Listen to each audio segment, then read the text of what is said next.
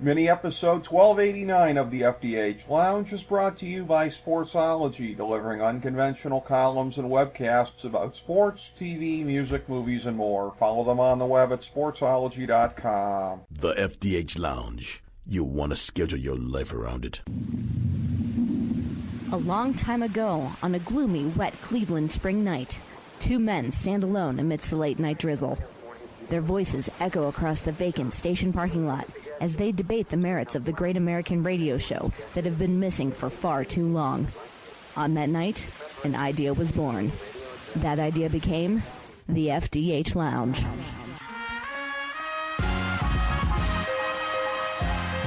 Welcome to the FDH Lounge. Hello and welcome to FDH Lounge mini episode 1289. I'm FDH managing partner Rick Morris here with our weekly preview of Fargo Season 4. Here's our top 5 notes of interest heading into episode 4.5. Number 5, more supernatural stuff on Fargo? Okay then. Both Ethelreda and her aunt had visions of a type of angel of death, which certainly seems foreboding given the way the episode turned out, with the Undertaker trying to buy his way out of debt with the Cannon Mob's own money.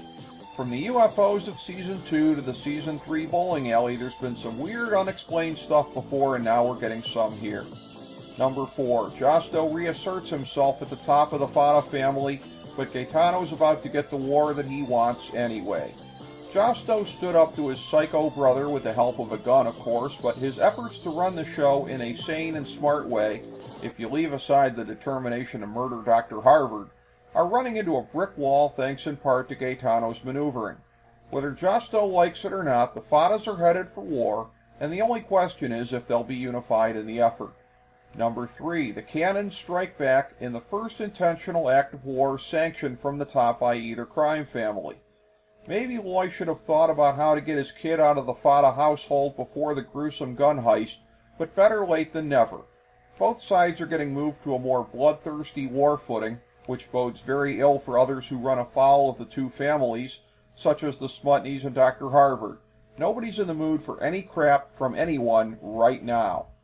Number 2, the Smutneys try to buy their freedom with money stolen from the Cannons. Whoops! Of course, this was a relatively innocent blunder, but it could be very deadly for the family because Loy figured it out right away. Between the crazy nurse who's now going to be coming for Ethelreda and the Cannon crew, the Smutneys are about to be in the wrong place at the wrong time very soon. Number 1, we're starting to think that Oriana might not be a sane, well-adjusted person. From the sex choking of Josto, which was actually hilarious in terms of how it was filmed, to the serial killer trophy stash, with copious amounts of drugs also, this is clearly one of the biggest whack jobs in the history of the Fargo-verse. She's going to realize that Ethelreda is onto her, and already there's hints that she may try to do away with Josto, having secretly killed his dad already, and it's becoming quite clear that she relocated from the upper Midwest to escape the consequences of what she did there. But the way that Fargo works is like this. There will be no escaping, in the end, from the consequences of what she does. But we've got 6 more great episodes to go, and just think of how much more chaos she and everyone else can create in that time. Thank you for joining us for this mini episode of the FDH Lounge.